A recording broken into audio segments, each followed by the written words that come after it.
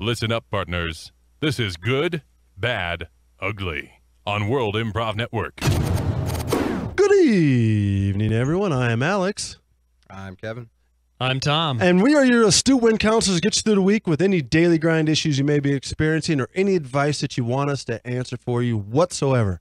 And let's get to our first winner. Our first winner hails from Evergreen, Colorado. Her name is Anna, and she writes, Dear Win, have you ever done anything really stupid when diving into a pool, lake, pond, or river? Tom? Well, you might remember one that I don't, but I know I've almost drowned in Mexico scuba diving, and then also jumped into a lake in Estes Park, was chased by 3 pit bulls, and had to swim across the lake to get away from the dogs, and had hypothermia. So I've done a few things in bad water. What time of the year was it? It was winter. Oh, man. That's Wow. sucks. Yeah, that's pretty cold. But I didn't want to get bit by a dog. Well, understandable. 3 of them will maul you. Yeah. I mean, that's basically hyenas coming after Were you. they just wild? They were Wild just Estes hanging Park out by dogs? this fisherman. Yeah, you know, Kevin, they do. They have wild pit bulls. Is it pit bulls, right? Yeah, they were. Yeah, they have wild pit bulls that run around Rocky Mountain National Park. They That's breed. crazy. They breed with the elk and stuff up there. That's pretty cool. What kind of offspring happens from that? And what is that called when a pit bull or an elk? It's called They're pelks. Pelks. Yeah. Pelks. Yeah. They're crazy looking. Yeah, they look like a really big pug with antlers. Sounds disgusting. Sounds like an ugly animal. Well, I mean, yeah, but I mean, who's to decide? You know. They're easy to hunt. I mean, 'cause they- I'm deciding right now. I'm saying it's an ugly animal. yeah, they You drool. can make your own decisions, but that's just my opinion, man. Whatever. You Well, should see the drool. Nasty. do they really drool a lot? Oh, it's terrible. Oh man, I bet during rut, if they're drooling normally during rut, they must be like just slobbering all across town like the Ghostbusters Yeah. or something. Easy to hunt. Okay, yeah. Huh. I don't think I want to go to Estes Park now. Well, understandable. Kev, All right. have you done anything dumb, jumping into a lake, pond, pool, river, anything like that? I once went down I got to like the bottom of a water slide one time into like the wading pool, Mm-hmm. and then a guy came down after me and his heel hit me in the back of the head, and I was like unconscious for like 20 seconds. Wow. In the pool. And what did you do when you wake up? Did you freak out or did you I just? woke up, but I was just like out of it because I was like I got knocked out. Uh-huh. But like there was like a ton of people around me, so I was like kind of freaking out, like what the hell just happened? What's going on? And then they were afraid I was going to sue the water park, which in hindsight I absolutely should have done. Right. But Or I have a conceal and carry, in your swim trunks, I guess. I Good mean, up- I don't good know how point. that would work if they're I waterproof. could have turned around really quickly and shot the person who was coming down to get me. Right. Right. Yeah, easily with a gun printed off a 3D printer. Well, yeah, I could have just been like, well, I saw an imminent risk to my health, so Right. I had to take him out. Right. And Right. then the whole wading pool would fill with blood. It Yep. would be like, and there would be like an intro scene to CSI. That'd be cool. Yep. You got to be aware these days. Absolutely. Yeah, suddenly after like the blood would fill the pool, and it would be like, yeah, pew, pew, pew, tick-a-doo, doo, doo, doo. Then David Caruso would be like, I guess this Kool-Aid's not so cool. Because it would be red. The They would blood call it make the pool Pool-Aid. red. Yeah. Oh, yeah. Kool-Aid. Hope Yeah. somebody's thirsty for Kool-Aid. And maybe that big Kool-Aid guy was just jumping out of the background, you know what I mean? He would come running out in front of the beach or in front of the side of the pool. And I was like a Family Guy episode suddenly. Right. Also the family episode. Well, I've done some pretty dumb things, jumping into a pond, lake, river, and all the above. And a couple of them with Tom, actually. But, we won't go into that. One thing I did do was really, really stupid was I thought, okay, I took the grate from the bottom of the pool and I dragged it up to above the pool. So what I did is I went to the deep end, it's like 12 feet deep. I took it off the bottom and I walked along the bottom, right, with it because it was so heavy, all the way up to slant into the shallow end. Then I carried it and lifted it out of the water, and I figured it'd be cool to jump off the diving board with this grate above my head, thinking it would take me down to the bottom like a rock really fast. So I'm like, oh, this would be Wow. really cool. So I did that. I jumped off the diving board. I had the thing above my head, parallel to the water. And of course, guess what happened? You The grate cracked it in hit the your head? water and stopped on a dime, and I just, boom, just metal right into my head, and I just sliced my head right open. Wow. That's it, just like that. Yep. And then I let the grate go. It fell to the bottom. And then, of course, the same story with Kevin. It was like if someone shot me with a 3D printed gun right in the head. Yeah. The pool just started filling up with blood. Yeah. Yeah. Dum, boom. And here comes Yep. Oh yeah. just like that. Boom. That's exactly That's how what it happened. would Well, go. there you go, Anna. There's your answers. Okay. Kool-Aid. Kool-Aid. Kool-Aid. I can't have Kool-Aid anymore. Why It makes not? my teeth fall out. Well, I've already lost a ton of it because of Kool-Aid and Mountain Dew. I have to get a crown tomorrow. Oh, you know what? One of mine fell out eating a gummy vitamin. My temporary crown fell out. Really? I was eating a fish, Oh. which is not the food you would think would make No. a tooth fall out. No. Is that all from that water slide incident? Yeah, it was all the same day. Jeez. Wow, that's horrible. That's Mhm. horrible. Yeah. But you know what? At least you were in chlorine, so you probably didn't get an infection in your mouth. No, it was very, very infected. Yeah. They call it pool mouth. Pool mouth, huh? Yeah. Is that what you call it? Yeah, I have pool mouth. All right, let's move on to Tony from Houston, Texas, and he writes, Dear Win, what do you think about people who go to a stand-up comedy show and can't take the They jokes? suck. Yeah, well, there you go, Screw Kevin. 'em. Elaborate on that. Screw them. If you go to a stand-up show, you got to expect that you might get really offended Right? because, like, the whole idea of stand-up is to go and say whatever, be experimenting and say whatever you want sometimes. Yeah, To that's see what kind of actually reaction you can get. you want them to leave the room in some ways. You Right. know, if you really are, I mean, that's perfect. Because that means basically you've touched them. Right? Absolutely. If they get up and walk out, that means you've touched them. You've been effective with what your routine Touch is. them how? You mean like touch them in like Hallmark Channel way or in like MSNBC way? I would say maybe the MSNBC way because they're So leaving. like Yeah. like The guy like comes in with the touch them camera and physically the as predator. a predator Yeah, touch them. yeah, mhm. Like Yeah, with unless, Verbally. You Yeah. verbally touch them. Like unless that. you're doing religious comedy, then it's Hallmark way. Okay. Yeah, right. I guess you're right. Good point. So, but you think they suck, Kevin. Tom, you think it's great because that means you've got your point across either Hallmark or MSNBC. Doesn't make a difference, right? Mm-hmm.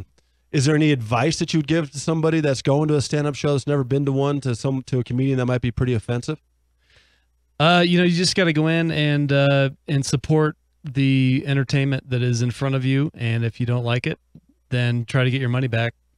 Oh, okay. So there's demand for your money back. Hey, with only 5 minutes left in the show, sit down for the whole hour and a half and then get up and walk away and say, I didn't like the show. I was at a show last night. I was in a show last night Uh-huh. that 3 people left after the show. Really? Yeah.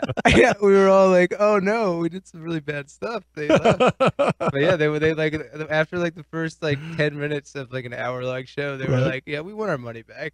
We didn't know that this would be this kind of place." Right? It was like it was like a 10 o'clock show. Like, what the hell do you expect? On a You go to Saturday. a comedy club on a Saturday night Yeah, at 10 o'clock. 10 you might o'clock. hear some taboo issues. Right?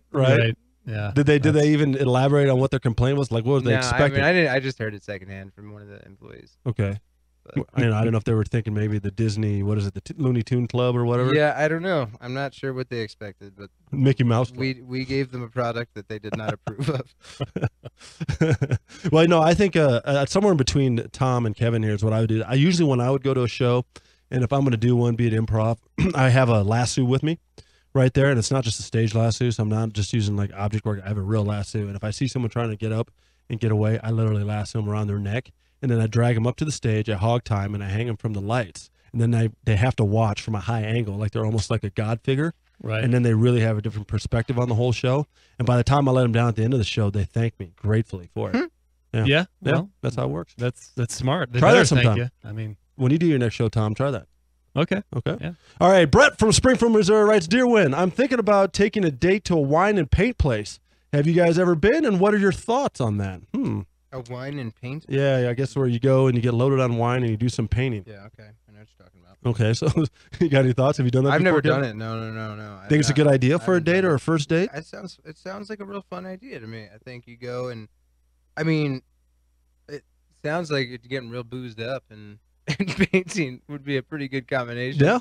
It's fun. It's also nice to have like dinner dates where you're doing something, so you don't just have to be locked into like staring at each other and talking for like an hour or two. Exactly. You have like another activity that Right. you can talk about or like not talk to each other and not feel awkward. And more importantly, a way to divert yourself from Facebook, Snapchat, Instagram, or anything else. Yeah, because that's rude. Yeah, that would be rude. But if you're getting liquored up and you're slopping paint all over the place, Yeah. and you're compulsively focused on this, And then painting, if it lasts, right? you then have like a little memento memory of Absolutely. like one of your dates, maybe even your first date. right? If it doesn't last, you have an effigy to burn. Yeah. Because that that real stupid idiot person broke your heart. Right? I like that. Yeah. So you either have a memento, almost like a shrine for the rest of your life, or you can burn something. I've never thought of it that way. I mean, I've always thought of those. I like that view, Kevin. I mean, I've always thought of it more of a self-help situation Okay, explain. What do you mean, okay. Tom? where you have to go somewhere to meet people, Right? and or you're in that situation because you can't socialize on your own Uh-huh. and buy a bottle of wine and paint with someone yourself without having to have some strange instructor. I don't know. It just sounds very strange to me. So do you think it's an excuse to get drunk, or is it an excuse to do art because you're a horrible artist? Or is it even maybe an excuse to be very narcissistic to show everybody how great of an artist you are? I mean, what do you think about that? Because you're getting on a point like you don't understand it, right? And I see where you're going with this. Well, yeah, like you need therapy, Right. so you're gonna go paint. Okay. And, I mean, that's kind of where I was going with Okay. So you need therapy and you're using the paint, and then the alcohol lowers your inhibitions, so it lets the therapy session be more authentic. Right, without having to spill your guts to some therapist. Oh, gotcha. Instead, you put it on canvas. Yep. Oh, all right. Interesting. So do you think Brett should do this or not? Brett, it just depends on If you need therapy? if you've had therapy in the past, and if you haven't, then yes. I mean, I would be careful though. I mean, because if you don't want to paint some like really, really dark shit, and then have it be like disturbing to your date. Right. You don't want to paint like, some, I don't know, Nightmare on Elm Street kind of scenario, or This Mr. was Brooks. the siege of the Bastille. Right. Hundreds died. I think about it every day. Good point. Well, I tell you what, Brett, you got a choice here. If you need therapy, take her. If you need to be narcissistic, take this person on a date. If you need to just do something different and keep yourself on the iPhone from looking at your Instagram, Snapchat, or whatever, do it as well. Plenty of reasons to try it out. And I'll tell you what, we got one more little piece of inspiration to get you the rest of the week, known as Horoscope Corner. Love, fortune, status. Let us do your astrological chart. Horoscope Corner on World Improv Network.